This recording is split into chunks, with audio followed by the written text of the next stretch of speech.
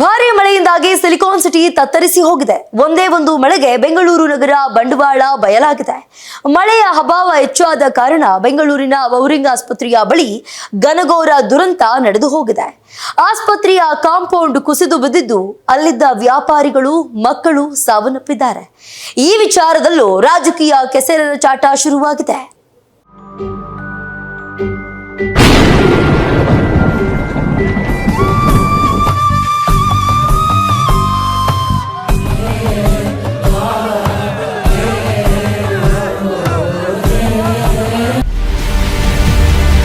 Bowring ಆಸ್ಪತ್ರೆ compound ಕುಸಿದು ಘೋರ ದುರಂತ. ಮೃತರ ಕುಟುಂಬಕ್ಕೆ 5 ಲಕ್ಷ ಪರಿಹಾರ ಘೋಷಿಸಿದ ಸಿಎಂ. ಬೌರಿಂಗ್ ಆಸ್ಪತ್ರೆ ಕಾಂಪೌಂಡ್ ಕುಸಿದ ದುರಂತದಿಂದ ಭಾರೀ ಅನಾಹುತ ಸಂಭವಿಸಿದೆ. ಈ ಘಟನೆಯಲ್ಲಿ 3 ಮಕ್ಕಳು ಸೇರಿದಂತೆ 7 ಮಂದಿ ಸಾವನ್ನಪ್ಪಿದ್ದಾರೆ. ಆಲಿಕಲ್ಲು ಸಹಿತ ಭಾರೀ ಮಳೆಗೆ ಅವಾಂತರಗಳೇ ಸೃಷ್ಟಿಯಾಗಿದ್ದು, ನೋಡ್ತಿದ್ದಂತೆ ಆಸ್ಪತ್ರೆ ಬಳಿಯಿದ್ದ ಕಾಂಪೌಂಡ್ ನೆಲಕ್ಕುರುಳಿದೆ. ಈ ವೇಳೆ ಬೀದಿ ಬದಿ ವ್ಯಾಪಾರಿಗಳ ಮೇಲೆ ಕಾಂಪೌಂಡ್ ಬಿದ್ದಿದ್ದು ನರಳಿ ಸಾವನ್ನಪ್ಪುವಂತಾಗಿದೆ. ಇನ್ನು ಹಲವರಿಗೆ ಗಾಯವಾಗಿದ್ದು ಬೌರಿಂಗ್ ಆಸ್ಪತ್ರೆಯಲ್ಲೇ ಚಿಕಿತ್ಸೆ ನೀಡಲಾಗುತ್ತಿದೆ. ದುರಂತ ನಡೆದ ಸ್ಥಳದಲ್ಲಿ ಕುಟುಂಬಸ್ಥರ ಆಕ್ರಂದನ ಮುಗಿಲು ಮುಟ್ಟಿತ್ತು. ದಾರಿ ಹೋಕರು ಇದ್ರು. ಈಗ ಹೆಣ್ಮಕ್ಳು 2 ಮಕ್ಕಳು ಸತ್ತಿದಾವಲ್ಲ, ಅವ್ರು ದಾರಿ ಹೋಕ್ರೆ ಅಲ್ಲಿ ಮಳೆಗೆ ರಕ್ಷಣೆ ಮಾಡ್ಕೊಳ್ಳಿಕ್ಕೆ ನಿಂತಿದ್ರು ಅಲ್ಲಿ. ಪ್ರತಿ ಸಲ ಮಳೆ ಆಗೋದಕ್ಕೆ ಮೊದಲು, ಮಳೆ ಆದಾಗ ಪ್ರತಿ ಸಲ ಮಾನ್ಸೂನ್ ಶುರುವಾಗೋದಕ್ಕೆ ಮೊದಲು ಬೆಂಗಳೂರಲ್ಲಿ ಈ ಥರದ ಇನ್ಸಿಡೆಂಟ್ ಆಗ್ತಾನೆ ಇದೆ. ಈ ಸಲ GBA ಮಾಡಬೇಕಂತ ನಿಮ್ಮ ಸರ್ಕಾರ ತೀರ್ಮಾನ ಕೈಗೊಂಡಿದೆ. ಆದರೆ ಈ ರೀತಿಯಾದ ಇನ್ಫ್ರಾಸ್ಟ್ರಕ್ಚರ್ಗಳನ್ನು ಇಟ್ಕೊಂಡು ಹೇಗೆ ಮುಂದುವರಿತೀವಿ? ಅದಕ್ಕೆ ಎಂಕ್ವೈರಿ ಮಾಡಿಸ್ತಾ ಇದ್ದೀವಿ. ಎಂಕ್ವೈರಿ ಮಾಡಿಸ್ತೀವಿ, ಕೂಡಲೇ ಎಂಕ್ವೈರಿ ಮಾಡಿಸ್ತೀನಿ.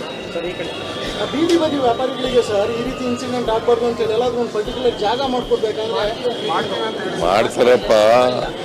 ಇದು ಯಾರಿಗೂ ಗೊತ್ತಿರ್ಲಿಲ್ಲ ಹಿಂಗಾಗತ್ತೆ ಅಂತ, ಮಳೆ ಬರ್ತದೆ ಅಂತ ಗೊತ್ತಿರಲಿಲ್ಲ. ಇಷ್ಟೊಂದು ಜೋರು ಮಳೆ ಬರ್ತದೆ, ಅನ್ಟೈಮ್ಲಿ ಮಳೆ ಬಂದಿರತಕ್ಕಂಥದ್ದು. ಪ್ರೀ ಮಾನ್ಸೂನ್ ಇದು. ಮಾನ್ಸೂನ್ ಶುರುವಾಗೋದು ಜೂನ್ ತಿಂಗಳಲ್ಲಿ, ಪ್ರೀ ಮಾನ್ಸೂನ್ ಮಳೆ. ಸೊ ಅದಕ್ಕೆ ತನಿಖೆ ಮಾಡಿಸ್ತೀವಿ. ಅವ್ರಿಗೆ ಅವ್ರು ರೆಸ್ಪಾನ್ಸಿಬಲ್ ಆದರೆ ಅವ್ರ ಮೇಲೆ ಕ್ರಮ ತಗೋತೀವಿ.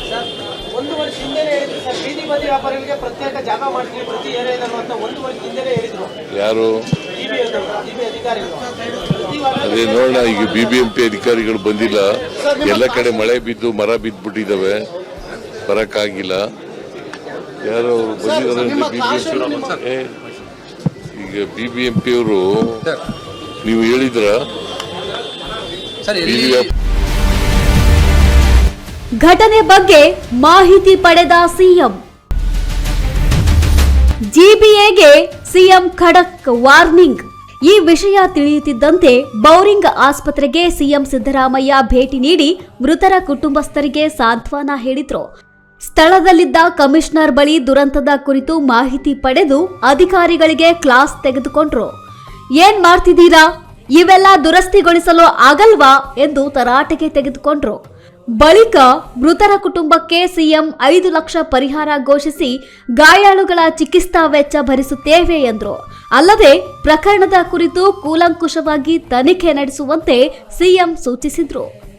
ಇನ್ನು ಘಟನಾ ಸ್ಥಳಕ್ಕೆ ವೈದ್ಯಕೀಯ ಶಿಕ್ಷಣ ಇಲಾಖೆ ಸಚಿವ ಶರಣಪ್ರಕಾಶ್ ಪಾಟೀಲ್ ಭೇಟಿ ನೀಡಿ ಮಾಹಿತಿ ಸಂಗ್ರಹಿಸಿ ಹಾಗೂ ಆಸ್ಪತ್ರೆ ತಡೆಗೋಡೆಯ ಕ್ವಾಲಿಟಿ ಚೆಕ್ ಹಾಗೂ ಆಸ್ಪತ್ರೆಯ ಕಾಂಪೌಂಡ್ ವಾಲ್ ಪರಿಶೀಲನೆ ಮಾಡುವುದಾಗಿ ಆದೇಶಿಸಿದ್ದಾರೆ. ಇನ್ನು ಈ ಬಗ್ಗೆ AICC ಅಧ್ಯಕ್ಷ ಮಲ್ಲಿಕಾರ್ಜುನ್ ಖರ್ಗೆ ಹಳೆ ಕಾಂಪೌಂಡ್ ಕುಸಿದ ದುರಂತದ ಬಗ್ಗೆ ಮಾಹಿತಿ ಪಡೆದು ಹಳೆ ಕಾಂಪೌಂಡ್ ಹತ್ತಿರ ವ್ಯಾಪಾರಕ್ಕೆ ಅವಕಾಶ ಕೊಡಬಾರ್ದಿತ್ತು. ಮೃತರ ಕುಟುಂಬಕ್ಕೆ ರಾಜ್ಯ ಸರ್ಕಾರ ಈ ಬಗ್ಗೆ ಸೂಕ್ತ ಪರಿಹಾರ ಕೊಡಬೇಕು. ಕಾಂಪೌಂಡ್ ಹಳೆ ಕಾಂಪೌಂಡ್ ಇನ್ನೊಂದು ವರ್ಷನೂ ಸರಿಯಾಗಿ ಕಟ್ಟಿಲ್ಲ ಅಂತಕ್ಕಂಥದ್ದು ನಾನು ನೋಡಿದೆ. ಕೆಲವು ಕಡೆ ಮಣ್ಣಿನ ಗಾಡಿ ಇದೆ, ಕೆಲವು ಕಡೆ ಕಾಂಪೌಂಡ್ ಬಿಚ್ಚಿದೆ.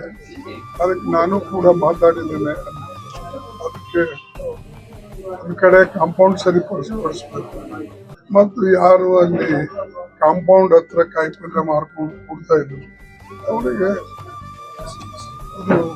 ಕಾಂಪೆನ್ಸೇಷನ್ ಕೊಡಬೇಕು ತಕ್ಕಂತೆ ಇನ್ನು ಮುಂದೆ ಹಾಗೆ ಕಾಂಪೌಂಡ್ ಹತ್ತಿ ಎಲ್ಲ ಕಾಯಿಪಲ್ಯ ಮಾರ್ತಕ್ಕಂಥವ್ರಿಗೆ ಯಾರು ಕೂಡಿಸ್ಬೇಕು. ಅದು ಕಾಂಪೌಂಡ್ ಹಳೆ ಕಾಂಪೌಂಡ್ ಇದ್ದು ಅವ್ರಿಗೆ ಹೇಳಿ 1 ವರ್ಷ, ಇನ್ನೊಂದು ವರ್ಷನೂ ಸರಿಯಾಗಿ ಕಟ್ಟಿಲ್ಲ ಅಂತಕ್ಕಂಥದ್ದು ನಾನು ನೋಡಿದೆ.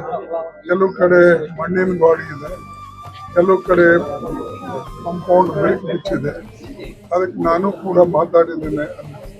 ಅದಕ್ಕೆ ಒಂದು ಕಡೆ ಕಾಂಪೌಂಡ್ ಸರಿಪಡಿಸ್ಬೇಕು ಮತ್ತು ಯಾರು ಅಲ್ಲಿ ಕಾಂಪೌಂಡ್ ಹತ್ರ ಕಾಯಿಪಲ್ಯ ಮಾರ್ಕೊಂಡು ಕೊಡ್ತಾ ಇದ್ರು ಅವರಿಗೆ ಅದು ಕಾಂಪೆನ್ಸೇಷನ್ ಕೊಡಬೇಕು ತಕ್ಕಂತೆ. ಇನ್ನು ಮುಂದೆ ಹಾಗೆ ಕಾಂಪೌಂಡ್ ಹತ್ತಿ ಎಲ್ಲ ಕಾಯಿಪಲ್ಯ ಮಾರ್ತಕ್ಕಂಥವ್ರಿಗೆ ಯಾರು ಕೂಡಿಸ್ಬೇಕು. ಮುಂದೆ ಇಂತಹ ಸ್ಥಳಗಳಲ್ಲಿ ವ್ಯಾಪಾರಕ್ಕೆ ಅವಕಾಶ ಕೊಡಬಾರದು ಎಂದು ಬೆಂಗಳೂರಿನಲ್ಲಿ ಆಗಿದೆ. ನಾಳೆ ಬೇರೊಂದು ಕಡೆ ಆಗಬಹುದು. ರಾಜ್ಯ ಸರ್ಕಾರ ಮುಂಜಾಗ್ರತಾ ಕ್ರಮ ಕೈಗೊಳ್ಳಬೇಕು ಎಂದು ಖರ್ಗೆ ಹೇಳಿದ್ದಾರೆ. ಇನ್ನು ಬೌರಿಂಗ್ ಆಸ್ಪತ್ರೆಗೆ ಭೇಟಿ ನೀಡಿದ್ದ ಡಿಕೆ ಶಿವಕುಮಾರ್ ಗಾಯಾಳುಗಳ ಆರೋಗ್ಯ ವಿಚಾರಿಸಿ ಮೃತರ ಕುಟುಂಬಕ್ಕೆ ಸಾಂತ್ವನ ಹೇಳಿ, ನನಗೆ ಕಾಂಪೌಂಡ್ ಕುಸಿತ ಘಟನೆಯಿಂದ ಆಘಾತವಾಗಿದೆ. ಮೊದಲು ದುರ್ಬಲ ಮರಗಳ ಕೊಂಬೆ ತೆರವು ಕಾರ್ಯಾಚರಣೆ ಆಗಬೇಕು. ಇದು ಆರೋಪ ಮಾಡುವ ಸಮಯವಲ್ಲ ಎಂದು ಡಿಕೆ ಶಿವಕುಮಾರ್ ಹೇಳಿದ್ದಾರೆ.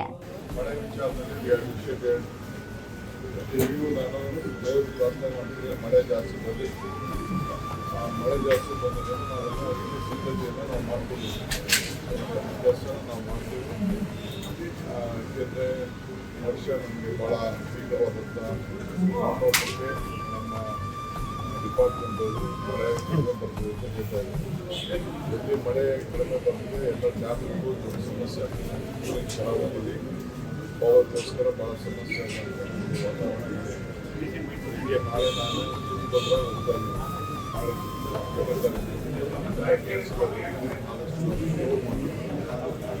ಅದಕ್ಕೆ ನಾವು ಸುಪ್ರೀಂ ಕೋರ್ಟಲ್ಲಿ ಕೂಡ ನಮಗೆ ಕಾವೇರಿ ವಿಚಾರದಲ್ಲಿ ಸಲ್ಲಿಸಬೇಕು ಆದೇಶ ಕೊಟ್ಟಿದ್ದಾರೆ. ಬೆಂಗಳೂರು ವಿಚಾರದಲ್ಲಿ ನಾವೀಗಾಗಲೇ ನಿನ್ನೆ ರಾತ್ರಿಯಿಂದಲೇ ಎಲ್ಲ ಕಡೆ ಪೊಲೀಸರು ನೀರು ಸೇರಿ ಎಲ್ಲೆಲ್ಲಿ ಮರಗಳೆಲ್ಲ ಜಾಸ್ತಿ ಇದೆ, ರಸ್ತೆಯಲ್ಲಿ ಹಳೆ ಗುಂಡೆಗಳಿದೆ, ಅದನ್ನ ಕಟ್ ಮಾಡಿದೆ, ಅದೆಲ್ಲ ಲಿಸ್ಟ್ ಮಾಡ್ತಾ ಇದ್ದಾರೆ. ನಾಳೆ ಕಂಟ್ರೋಲ್ ವರದಿ ಇದೆ, ಎಲ್ಲ ಆಫೀಸರ್ಸ್ ಹೋಗ್ತಾ ಇದ್ದಾರೆ, ವಿಸಿಟ್ ಮಾಡ್ತಾ ಇದ್ದಾರೆ. ಈಗ 3 ಗಂಟೆಗೆ ನಾನು CM ಮೀಟಿಂಗ್ ಮಾಡ್ತಾ ಇದ್ದೀನಿ. ಇಲ್ಲೇ ಮೀಟಿಂಗ್ ಮಾಡ್ತೀವಿ CM 2 ಗಂಟೆಗೆ. ಆಮೇಲೆ ಕ್ಯಾಬಿನೆಟ್ ಇದೆ. ಕ್ಯಾಬಿನೆಟ್ನಲ್ಲಿ ನಿನ್ನೆ ವಿಚಾರ ಪ್ರಸ್ತಾಪ ಮಾಡೋದು 3 ಗಂಟೆಗೆ ಮೀಟಿಂಗ್ ಮಾಡ್ತಾ ಇದ್ದೀನಿ. ಕ್ಯಾಬಿನೆಟ್ ಸರ್ಕಾರಗಳು ಬದಲಾದ ಅಧಿಕಾರಿಗಳ ನಿರ್ಲಕ್ಷ್ಯದಿಂದಲೇ ಯಾವ ಅಧಿಕಾರಿಗಳ ನಿರ್ಲಕ್ಷ್ಯ ಹೇಳಿಲ್ಲ. ವಾಜಪೇಯಿ ಅವರ ಹಾಸ್ಪಿಟಲ್ ವಾಜಪೇಯಿ ಇತ್ತ ಬೌರಿಂಗ್ ಆಸ್ಪತ್ರೆ ಗೋಡೆ ಕುಸಿತದಿಂದ ಸಾವನ್ನಪ್ಪಿದ 7 ಜನರ ಕುಟುಂಬಕ್ಕೆ ಪ್ರಧಾನಿ ನರೇಂದ್ರ ಮೋದಿ ಕೂಡ ಸಾಂತ್ವನ ಸೂಚಿಸಿದ್ದಾರೆ. ಅಷ್ಟೇ ಅಲ್ಲ, ಮೃತರ ಕುಟುಂಬಕ್ಕೆ 2 ಲಕ್ಷ ರೂಪಾಯಿ ಹಾಗೂ ಗಾಯಗೊಂಡಿರುವವರಿಗೆ ತಲಾ 50,000 ರೂಪಾಯಿ ಪರಿಹಾರ ಘೋಷಿಸಿದ್ದಾರೆ.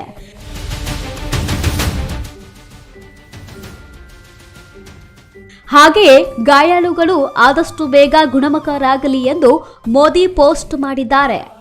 ಈ ಘಟನೆಯ ಬಗ್ಗೆ ಸರ್ಕಾರದ ನಿರ್ಲಕ್ಷ್ಯವೇ ಕಾರಣ ಎಂದು ಸರ್ಕಾರದ ವಿರುದ್ಧ ವಿಪಕ್ಷ ನಾಯಕ ಆರ್ ಅಶೋಕ್ ಕಿಡಿಕಾರಿದ್ದಾರೆ. ಇದು ಗೌರ್ಮೆಂಟ್ ಹಣದಲ್ಲಿ ಕಟ್ಟಿರುವಂಥ ಅದರಿಂದ ಇದು ತಪ್ಪು ಸರ್ಕಾರದೇ. ಮಳೆ ಬರೋಕ್ಕೆ ಮುಂಚೆ ಈ ಥರದ ಗೋಡೆಗಳು ಇದೊಂದೇ ಗೋಡೆ ಅಲ್ಲ, ಈಗ ನಿಮಗೆ ಮಾಹಿತಿ ಬಂದಿದೆಯೋ ಇಲ್ಲಿ ಬಿನ್ನಿ ಮಿಲ್ ಹತ್ರನೂ ಕೂಡ ಹಳೆಯ ಗೋಡೆ ಕುಸಿದು ಬಿದ್ದಿದೆ. ಕುಣ್ಣಿಕೆಯಲ್ಲಿ ನಾರ್ಮಲಿ ವಾಕರ್ಸ್ ಇರ್ತಾ ಇತ್ತು. ಆ ಸಂದರ್ಭದಲ್ಲಿ ವಾಕರ್ಸ್ ಯಾರು ಇದ್ದಿದ್ದರಿಂದ ಈಗ ಅಲ್ಲಿ ಅನಾಹುತ ಆಗಿಲ್ಲ, ಅಲ್ಲೂ ಬಿದ್ದಿದೆ, ದೊಡ್ಡ ಗೋಡೆ ಬಿದ್ದು ಅನಾಹುತ ಆಗಿದೆ. ಈ ಥರ ಪದೇ ಪದೇ ಅನಾಹುತ ಆಗುವಂಥದ್ದು ಸರ್ಕಾರ ಸ್ವಲ್ಪ ಎಚ್ಚರಿಕೆ. ನಿಜ ಅಧಿಕಾರದ ಆಸೆ ಎಲ್ಲರಿಗೂ ಇರ್ತದೆ, ಯಾರಿಗೂ ಇಲ್ಲ ಅಂತ ನಾನು ಹೇಳಲ್ಲ. ಎಲ್ಲರಿಗೂ CM ಆಗಬೇಕು ಅಂತ ಆಸೆ ಇರ್ತದೆ, CM ಪದವಿನ ಉಳಿಸ್ಕೊಬೇಕು ಅಂತ ಇರ್ತದೆ. ತಪ್ಪಲ್ಲ, ಅವರ ಆಸೆ. ಅವರು ದೇವರುಗಳ ಪೂಜೆ ಎಲ್ಲ ಮಾಡ್ತಾರೆ, ಮಾಡ್ಕೊಳ್ಳಿ, ನಮ್ಮದೇನು ಅಬ್ಜೆಕ್ಷನ್ ಇಲ್ಲ. ಆದರೆ ನೀವು ಡೆಲ್ಲಿ ಟೂರ್ ಮಾಡೋ ಸಂದರ್ಭದಲ್ಲಿ ಇದನ್ನು ಯೋಚನೆ ಮಾಡಬೇಕಲ್ಲ. ಮಳೆ ಬರ್ತೈತೆ, ನಾವೇನು ಕ್ರಮ ತೆಗೆದುಕೊಳ್ಬೇಕು, ಮೀಟಿಂಗ್ ಮಾಡಬೇಕಾಯಿತು, ಮಾಡಿದ್ದೀರಾ, ಅಧಿಕಾರಿಗಳಿಗೆ ಎಚ್ಚರಿಕೆ ಕೊಡಬೇಕಾಯಿತು, ಕೊಟ್ಟಿದ್ದೀರಾ, ಅದು ಕೂಡ ನಿಮ್ಮ ಜವಾಬ್ದಾರಿ.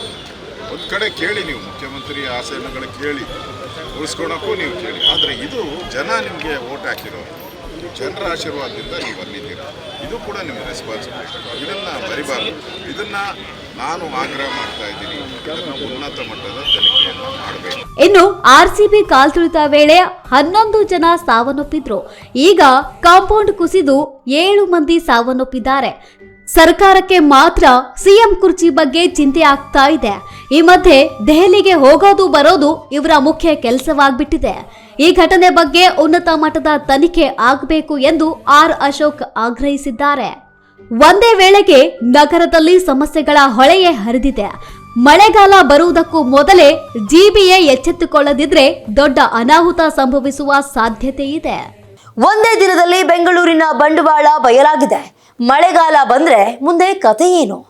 ಅಧಿಕಾರಿಗಳೆಲ್ಲ ಏನ್ ಮಾಡ್ತಿದ್ದಾರೆ? ಶಾಸಕರಲ್ಲಿ, ಸಚಿವರಲ್ಲಿ ಸಿಎಂ ಸಾಹೇಬ್ರೆ ಸ್ಥಳಕ್ಕೆ ಹೋದ್ರಲ್ಲ, ಏನ್ ಅರ್ಥ ಆಯ್ತು?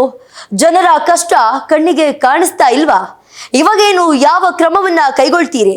ಈ ಪ್ರಕರಣದ ಬಗ್ಗೆ ಮುಂದೆ ಏನಾಗುತ್ತೆ ಎಂಬುದನ್ನ ಕಾದ್ ನೋಡ್ಬೇಕಿದೆ.